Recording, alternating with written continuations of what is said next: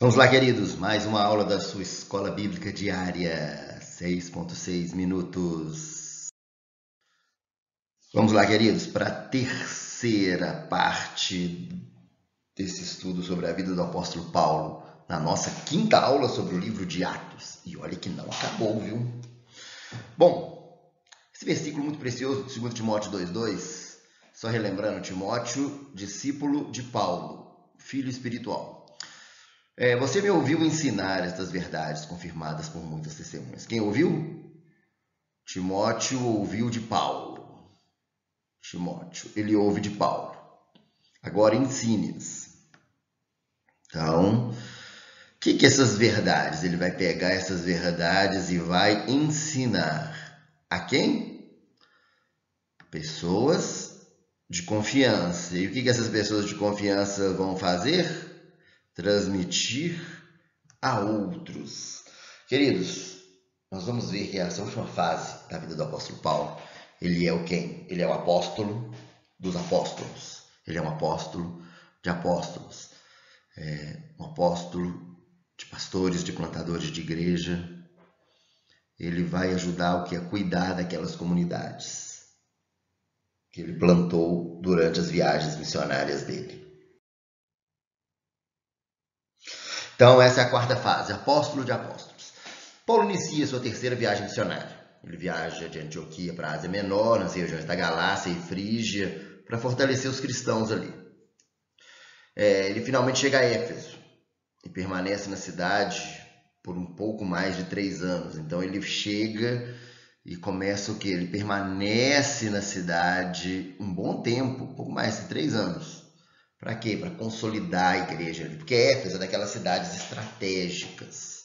Porque dali com certeza iam sair outros pastores, iam fluir novos apóstolos. Então, um pouco depois ele viaja a Macedônia e ele tem uma estada de 3 meses ali na região, onde ele vai e visita a igreja ali de Corinto.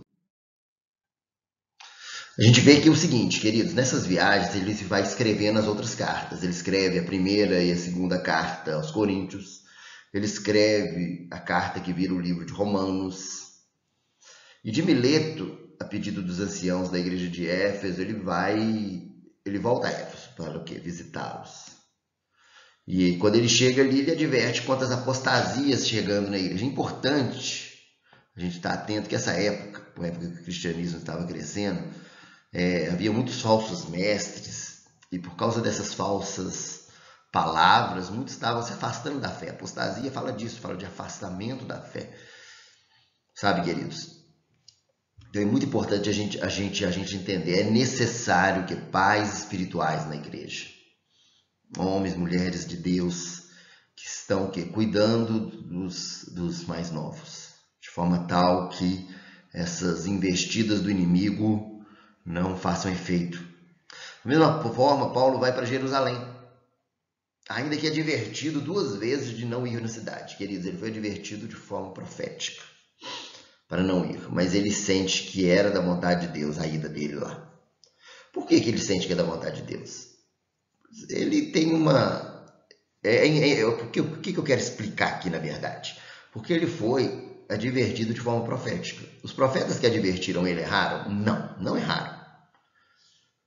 Mas Paulo viu que mesmo tendo essa palavra profética de que ele seria preso, de que ele seria ali, a perseguição ia ser muito forte sobre a vida dele, ele sente no espírito dele que ele precisava ir, mesmo diante dessa realidade, que foi a realidade profetizada. Certo? Então Paulo, ele mesmo diante da palavra profética, ele vai, não porque ele não creu na palavra profética, pelo contrário, ele sabia, e com certeza eu imagino que ele foi ali com o coração preparado para o que fosse acontecer. Chegando em Jerusalém, Paulo visita Tiago, os judeus da Ásia que odeiam Paulo, acreditam que ele trouxe o quê? Um gentio para o templo, e aí causa um tumulto ali. E ali assim começa um momento bem tenso, como havia sido profetizado. Então, queridos, os soldados, eles levam Paulo até o governador romano para decidir o destino dele. E ali Paulo dá um lindo testemunho da obra de Deus na vida dele. Queridos, aqui nós temos um pouquinho da viagem de Paulo nesse mapa. Vejam só.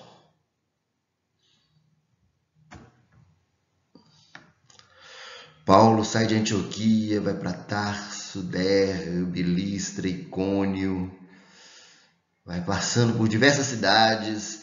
Repara que é um caminho muito parecido com outros. Por quê? Porque ele ia visitando as igrejas que ele tinha plantado para fortalecer os irmãos. É muito importante esse fortalecimento uns dos outros. Nós precisamos uns dos outros, queridos. E ali ele vai visitando, ele passa pela Macedônia, vai ali diversas cidades, Corinto, em toda essa caminhada dele. Ele acaba chegando o quê? Em Jerusalém, aonde ali existe grande confusão ali, onde ele é preso. Foi até profetizado que ele estava correndo risco, mas ele sabia que ele precisava ir a Jerusalém. Na verdade, talvez a palavra profética veio de forma tal a trazer edificação sobre a vida de Paulo, para que ele pudesse estar com o coração preparado. Paulo é um prisioneiro em Cesareia, e aí ele se defende-se 3 vezes, no prazo de em torno de 2 anos. Até que Paulo viaja para Roma no outono de 60 depois de Cristo. Paulo, junto com outros prisioneiros, toma um barco para Roma. Os presos são escoltados por um centurião chamado Júlio, e ali a gente vê aquele momento em que ele enfrenta uma grande tempestade, ali indo para o final do livro de Atos, onde ocorre um naufrágio em Malta, e depois ele vai novamente a Roma, que é onde ele fica preso. Por 2 anos ele fica preso ali em Roma, mas ele ali continua a escrever cartas para as igrejas e a pregar o evangelho. Paulo não parou. Queridos, nós vemos que depois do capítulo 13, o livro de Atos, ele foca muito essas viagens de Paulo, o que Paulo vive. E no primeiro momento você viu que tem um foco muito grande em Pedro.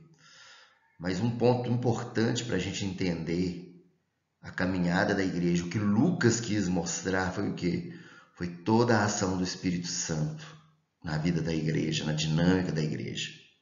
Atos, queridos, não é apenas um livro histórico. É um livro eu diria que é um livro de uma teologia histórica. Ele ensina através da história princípios bíblicos muito poderosos. Paulo da prisão escreve aos Efésios, aos Filipenses, a Colossenses, a Filemon. E ali a gente vê que o Lucas termina de escrever o livro de Atos, justamente no capítulo 28, é o último capítulo, que pouco depois que Paulo chega a Roma. Acredita-se que Paulo foi liberto da prisão em torno de 63 depois de Cristo e viaja para a ilha de Creta. Isso a gente vê através da carta que ele escreve a Tito. E a partir daí, queridos, a gente sabe que Paulo é martirizado. Ele morre e a gente vê que as cartas dele, principalmente a segunda carta dele a Timóteo, é uma carta é uma carta de despedida. Então, queridos, segue aqui essa preciosa lição, essas preciosas lições que a gente tem através da vida do apóstolo Paulo. Que Deus te abençoe em nome de Jesus. Amém.